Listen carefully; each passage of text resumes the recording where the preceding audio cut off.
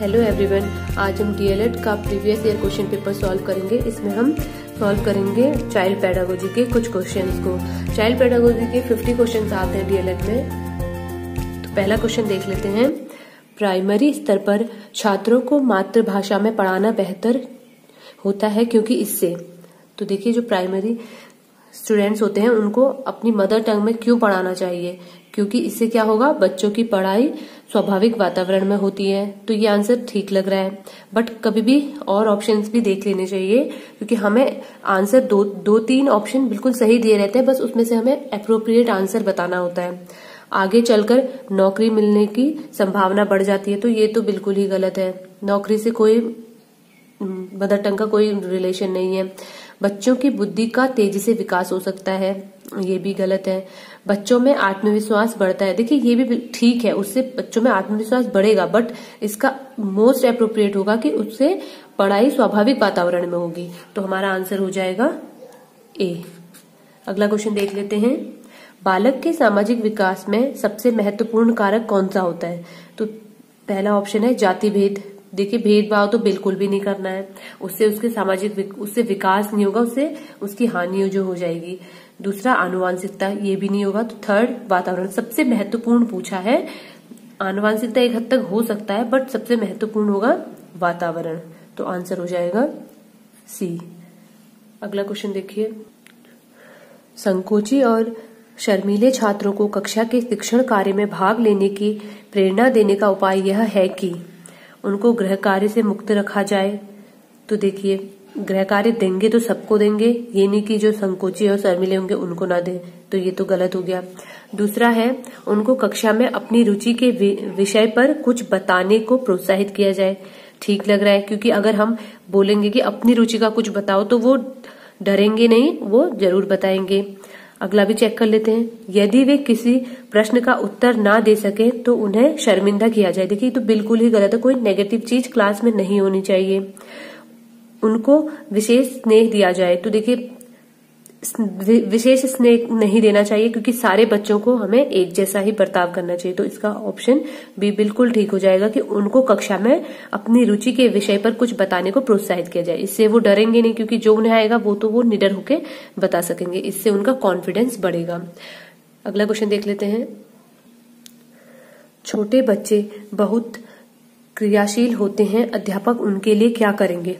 देखिए जो बहुत एक्टिव होते हैं तो उनके लिए क्या करेंगे, उनकी क्रियाशीलता को कम करने की कोशिश करेंगे। देखिए कभी भी बच्चे को डीमोटिवेट नहीं करना है, तो ये ऑप्शन गलत हो गया।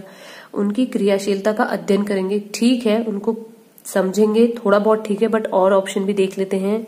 उनकी क्रियाशीलता को रोकेंगे, ये तो बिल्कुल भी नहीं करेंगे।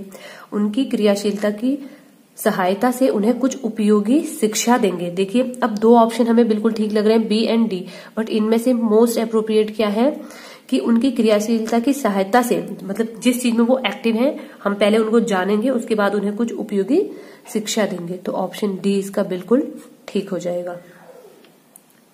अगला क्वेश्चन है। कक्षा में अनुशासन सुधारने की दृष्टि से अध्यापक को क्या करना सर्वोत्तम होगा? देखिए अनुशासन सुधारने की दृष्टि से क्या सर्वोत्तम होगा?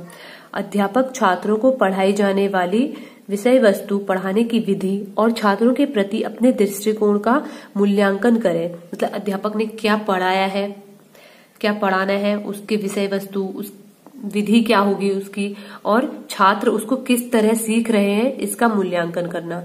तो देखिए तो सही लग रहा है, बट और ऑप्शन भी चेक कर लेते हैं। कक्षा के छात्रों की सहमति से अनुशासनहीनता के लिए दिए जाने वाले दंड बिल्कुल भी नहीं देना है, तो ये ऑप्शन बिल्कुल गलत हो गया।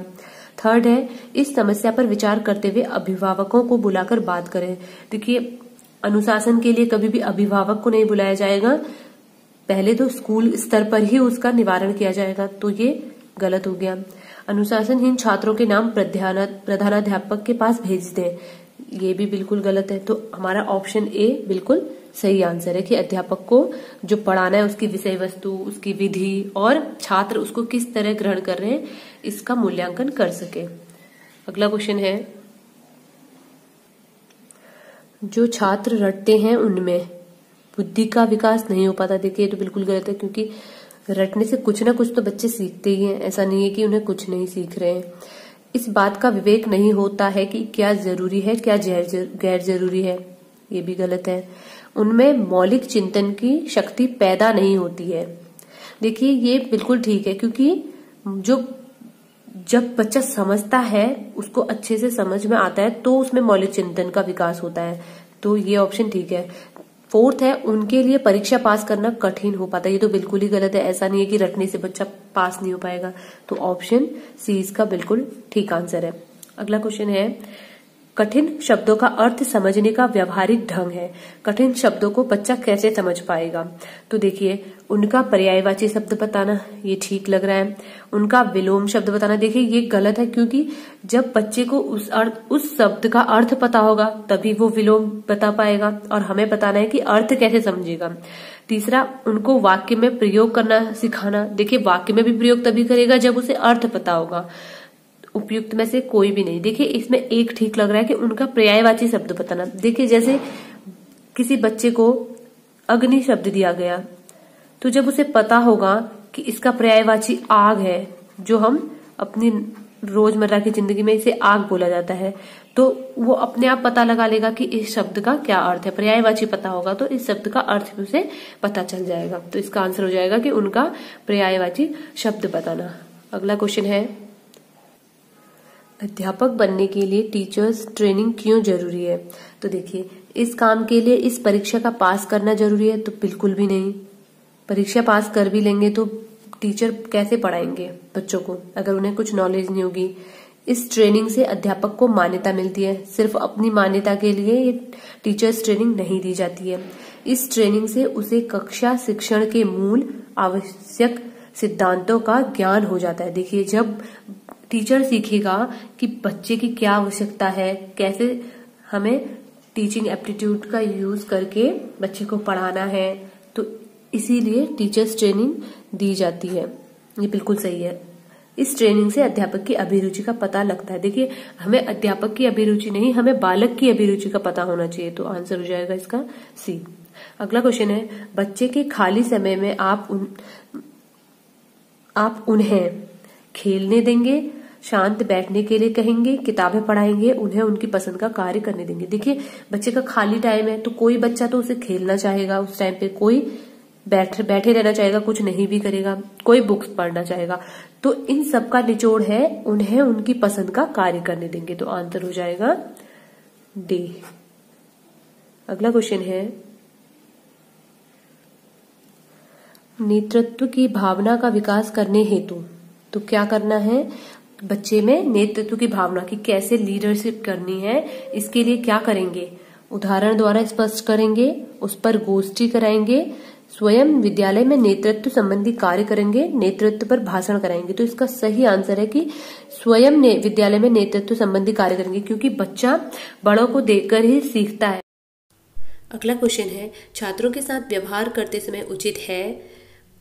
ऑप्शन ए, उपयुक्त दूरी और गरिमा बनाते हुए उनकी भावनाओं का सम्मान करना। बी, लोकप्रिय बने रहने की चेष्टा करना।